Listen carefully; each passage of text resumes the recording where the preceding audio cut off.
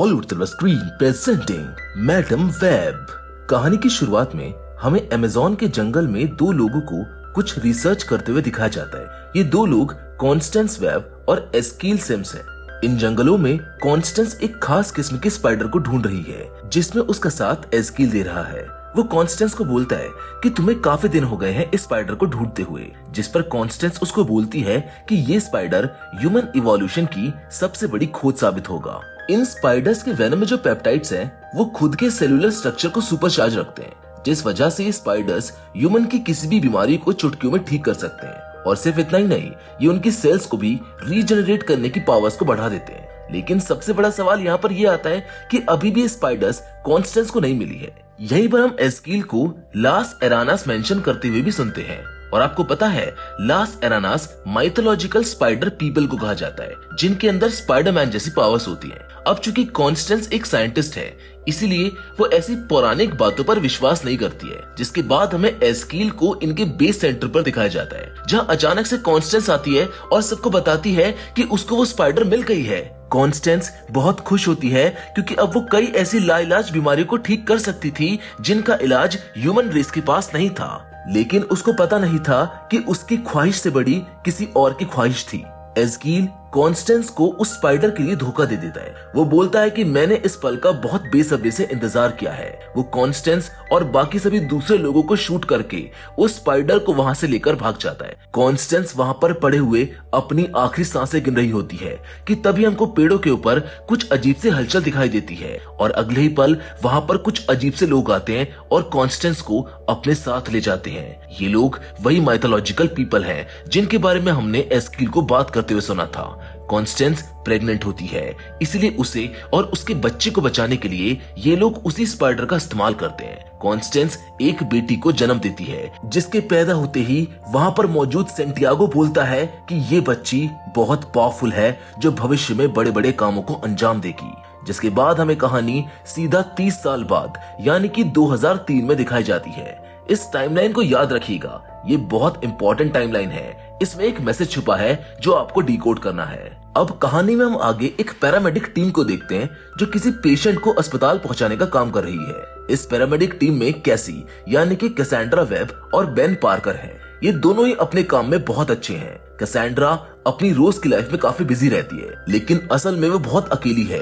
वो अपनी मॉम को बहुत मिस करती है। उसके पास उसकी मॉम की काफी बिलोंगिंग्स भी हैं, जिनको देखकर वो बार बार उनको याद करती है। अब नेक्स्ट सीन में हम कैसेंड्रा को एक इमरजेंसी में देखते हैं, जहाँ पर वो और बेन एक आदमी को गाड़ी से रेस्क्यू कर रहे होते हैं, जिसको रेस्क्यू करते वक्त कैसेंड्रा गाड़ी में फंसकर पुल से नीचे पानी में गिर जाती है, जिसको बेन रेस्क्यू कर लेता है। लेकिन पानी में कैसेंड्रा को कुछ विजन्स आने स्टार्ट हो जाते हैं। ऐसा लगता है कि जैसे वो किसी चीज का ट्रिगर हो, जैसे कि किसी पावर का ट्रिगर, जिसके बाद शायद कुछ अनलॉक हो जाए। अभी भी कैसेंड्रा को ये चीज समझ नहीं आती है, लेकिन वहीं पर बेन से बात करते वक्त उसको ऐसा विजन आता है जिसमें वो फ्यूचर को देख लेती है। पहले तो वो इसको एक नॉर्मल डेजावू समझकर इग्नोर कर देती है, लेकिन जब वो सेम चीज बेन की सिस्टर मैरी के फंक्शन में नोटिस करती है तो उसको समझ आ जाता है कि कुछ तो है जो उसके साथ अलग हो रहा है। उधर हम एस्कील को देखते हैं, जिसको एक सपना आता है जिसमें 3 स्पाइडर वुमेन उसको मार देती है। एस्कील अब काफी बदल चुका है। वो अचानक से सपने की वजह से जाग जाता है। एस्कील यहाँ पर एक औरत के साथ है जो नेशनल सिक्योरिटी एजेंसी में काम करती है, जिसको मारकर वो एक पेन ड्राइव को चुरा लेता है। दरअसल उस पेन ड्राइव के अंदर एक ऐसा सॉफ्टवेयर है जो एनएसए यानी कि नेशनल सिक्योरिटी एजेंसी यूज करती है लोगों को ट्रैक करने के लिए। और एस्कील उस सॉफ्टवेयर से उन 3 स्पाइडर लड़कियों को ढूंढना चाहता है जो उसको बार बार सपने में परेशान कर रही हैं। उसके अकॉर्डिंग वो उन तीनों लड़कियों को उनकी पावर्स मिलने से पहले मारना चाहता है। जिसके बाद हम एक बार फिर से कैसेंड्रा को देखते हैं, जिसको बेन एक इमरजेंसी के बारे में बताता है, जहाँ पहुंचकर कैसेंड्रा को एक और विजन आता है और इस बार ये विजन उनके एक साथी ओनील की मौत का होता है। कैसेंड्रा कुछ समझ नहीं पाती, इसीलिए वो रिएक्ट करने में थोड़ा टाइम लगा देती है। उसे विजन में दिखाई देता है कि ओनील जिस गाड़ी से जा रहा है उसका एक्सीडेंट हो गया है, जिसमें उसकी मौत हो जाती है। पर अब वो उसको बचाने के लिए ओनील से बोलती है कि प्लीज गाड़ी मुझको ड्राइव करने दो, जिस पर ओनील उसको कहता है कि कैसी, तुम ये अजीब सी बातें क्यों कर रही हो। वो बोलती है कि पता नहीं, लेकिन मुझको कुछ इंट्यूशन हुआ है, इसलिए प्लीज गाड़ी मुझको ड्राइव करने दो। लेकिन ओनील उसकी बातों को नहीं सुनता और अकेले ही गाड़ी लेकर चला जाता है, जहां थोड़ी दूर चलते ही उसकी गाड़ी का एक्सीडेंट हो जाता है। कैसेंड्रा समझ जाती है कि उसे जो फ्यूचर के इंट्यूशंस हो रहे हैं वो रियल है, यानी कि कैसेंड्रा के अंदर फ्यूचर को देखने की पावर्स आ गई हैं। पर अभी भी वो इस चीज को कंट्रोल नहीं कर सकती है, मतलब वो अपने अकॉर्डिंग फ्यूचर को देख नहीं सकती है। जिसके बाद वाले सीन में हम एक बार फिर से एस्कील को देखते हैं, जो अपने साथी अमारिया से उन तीनों लड़कियों को ढूंढने के लिए कहता है। उधर कैसेंड्रा अपनी इन नई शक्तियों को बीमारी समझकर एक डॉक्टर के पास कंसल्ट करने के लिए चली जाती है। वो डॉक्टर सारे टेस्ट करती है और कैसी को समझाती है कि तुम तो बिल्कुल ठीक हो, तुम्हें कुछ भी नहीं हुआ है। लेकिन कैसी बार बार आ रहे उन विजन्स की वजह से काफी परेशान हो जाती है। जहां आगे अब हम कैसेंड्रा को मेट्रो से अपने घर वापस जाते हुए देखते हैं, जहां उसको एक और विजन आता है जिसमें एस्कील वहां उसके साथ बैठी 3 लड़कियों को मार देता है। कंफर्मेशन के लिए वो एस्कील को वहां पर आता हुआ भी देख लेती है। कैसेंड्रा ओनील को बचाने में नाकाम रही थी, लेकिन वो फैसला करती है कि वो इन तीनों लड़कियों को जरूर बचाएगी। इसीलिए वो एस्कील के वहां आने से पहले उन तीनों लड़कियों को बहाने से ट्रेन से नीचे उतार लेती है। अब ये उन तीनों लड़कियों के लिए भी काफी सरप्राइजिंग होता है कि एक अनजान लड़की ने बिना किसी बात के उन्हें ट्रेन से नीचे क्यों उतार दिया। अब सिचुएशन को कंट्रोल करने के लिए और कहीं वो लड़कियां पैनिक ना हो जाए, इसलिए कैसेंड्रा उनको सच्चाई नहीं बताती है। लेकिन ये काफी नहीं होता, क्योंकि एस्कील उन चारों के ऊपर हमला कर देता है। यहाँ पर हम पहली बार एस्कील को उसके ब्लैक स्पाइडर सूट में देखते हैं, जिसके अंदर ऑलमोस्ट स्पाइडरमैन की जैसी पावर्स होती है। अच्छा, एक चीज है कि ये सारे कैरेक्टर्स स्पाइडरमैन के यूनिवर्स में एग्जिस्ट करते हैं, लेकिन स्पाइडरमैन के जन्म से काफी पहले, यानी कि टाइमलाइन काफी पहले की है। अब कैसेंड्रा और वो चारों लड़कियां बड़ी मुश्किल से एस्कील से बचकर वहां से भाग जाती हैं। वो चारों एक टैक्सी को चुराकर वहां से चली जाती हैं, जहां वो एक दूसरे को देखकर कंफ्यूज्ड भी थी और एस्कील जैसे सुपर ह्यूमन को देखकर हैरान भी। उनके अकॉर्डिंग उन्होंने पहली बार किसी इंसान को ऐसा करते देखा था। अब चूंकि ये सारी चीजें बहुत सडनली हुई है, तो ये लाजमी था कि वो लोग कैसेंड्रा और एक दूसरे पर भरोसा नहीं करते हैं। वो बार बार कैसी से पूछते हैं कि तुमको कैसे पता था कि वो आदमी हमको मारने आ रहा है, जिस पर कैसी उन्हें बताती है कि उसको कोई अंदाजा नहीं था कि तुम तीनों कौन हो और कोई तुमको मारने आ रहा है। मुझको तो बस एक विजन आया और मैंने तुम्हें बचा लिया। उन तीनों लड़कियों के नाम जूलिया, आनिया और मैटी होते हैं। कैसी उनसे पूछती है कि तुम तीनों की फैमिली कहाँ पर है, जिस पर वो तीनों लड़कियां बताती हैं कि उनकी फैमिलीज शहर से बाहर है। मतलब ये लड़कियां अभी बिल्कुल अकेली हैं और इनका अकेले एस्कील का सामना करना नामुमकिन है। इसीलिए कैसेंड्रा फैसला करती है कि वो इन तीनों को आज की रात किसी सुरक्षित जगह पर रखेगी और कल सुबह इनकी फैमिलीज के पास छोड़ देगी।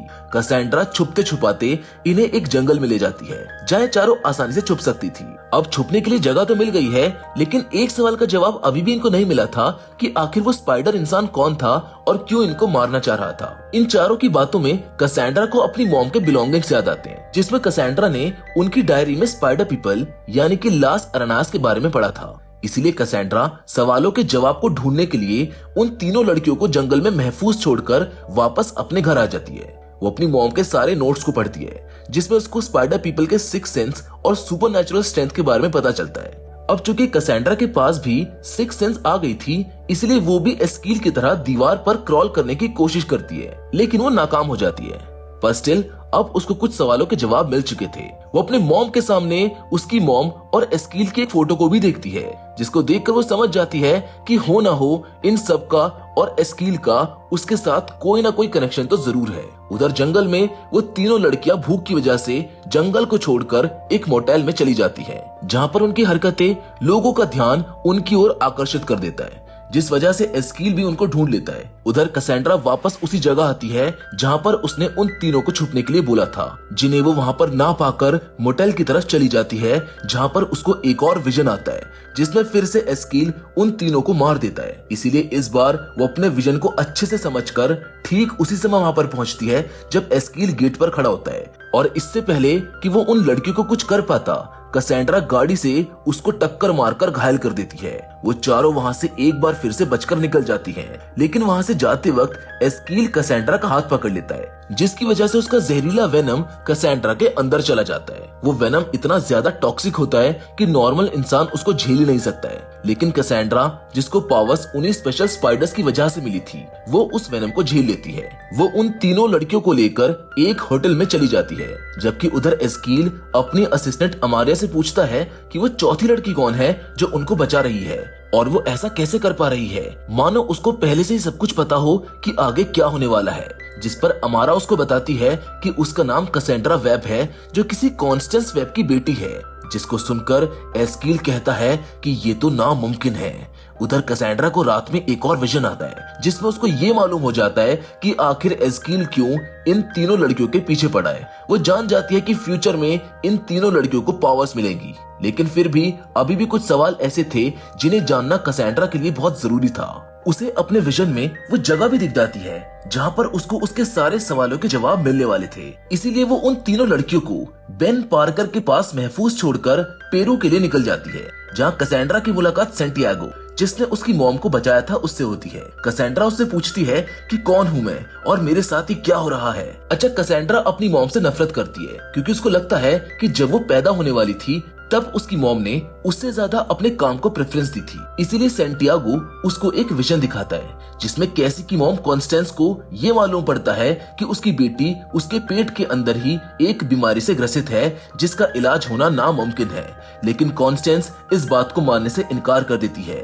वो कहती है कि पेरू में ऐसे स्पाइडर्स मौजूद हैं जो उसकी बेटी को जीवन दान दे सकते हैं। अब ये सब देखकर कैसेंड्रा को समझ आ जाता है कि उसकी माँ उसको बचाने के लिए ही यहाँ पर उन स्पाइडर्स को ढूंढने आई थी। जिसके बाद वो सैंटियागो से ये भी पूछती है कि एस्कील तो बहुत पावरफुल है, मैं उसको कैसे रोक सकती हूँ और क्या मुझको भी उसके जैसी पावर्स मिलेंगी। जिस पर सैंटियागो उसको कहता है कि तुम्हारी पावर्स बहुत स्पेशल है, उन्हें चैनलाइज करना सीखो, इसके बाद तुम्हें कंट्रोल भी मिल जाएगा और जब तुम जिम्मेदारी उठाने के लिए तैयार होगी तब तुमको वेब की और पावर्स भी मिल जाएंगी। उधर बेन की सिस्टर मारिया को लेबर पेन होना शुरू हो जाता है, जिसे बेन और वो तीनों लड़कियां हॉस्पिटल ले जा रही होती है, जहां अमारिया उनको ट्रैक कर लेती है। इसलिए एस्कील उन्हें मारने के लिए निकल जाता है। लेकिन अब कैसेंड्रा अपने विजन्स को कंट्रोल करना सीख गई थी, इसीलिए वो हर बार एस्कील को उसकी चाल चलने से पहले ही मात देने लगती है। वो उन तीनों लड़कियों को और खुद को भी उस तरह गाइड करती है कि हर बार वो सब एस्कील के वार से बच जाते हैं। कैसेंड्रा अब बार बार अपने विजन की मदद से एस्कील को परेशान करने लगती है, लेकिन एस्कील भी बहुत पावरफुल और चालाक है, इसीलिए वो कैसेंड्रा के एक विजन को बीच में ही रोक देता है, जिससे सिचुएशन ये होती है कि अब एक ही समय पर कैसेंड्रा को आन्या, मैटी और जूलिया को बचाना होता है, जो देखने में लगभग नामुमकिन है। यहीं पर कैसेंड्रा अपनी वेब की पावर्स को अनलॉक करती है और हमें पहली बार मैडम वेब अपने फुल पोटेंशियल पर दिखती है, जहां पर वो उन तीनों को एक साथ बचा लेती है। लेकिन एस्कील नाम का एक खतरा अभी भी टला नहीं होता है, इसीलिए कैसेंड्रा उसको अपने जाल में फंसाकर बिल्डिंग के ऊपर लगे स्टील स्ट्रक्चर के नीचे ले आती है, क्योंकि कैसेंड्रा जानती थी कि वो स्ट्रक्चर गिरने वाला है। उसे तो बस एस्कील को एक्यूरेट जगह पर खड़ा करना था।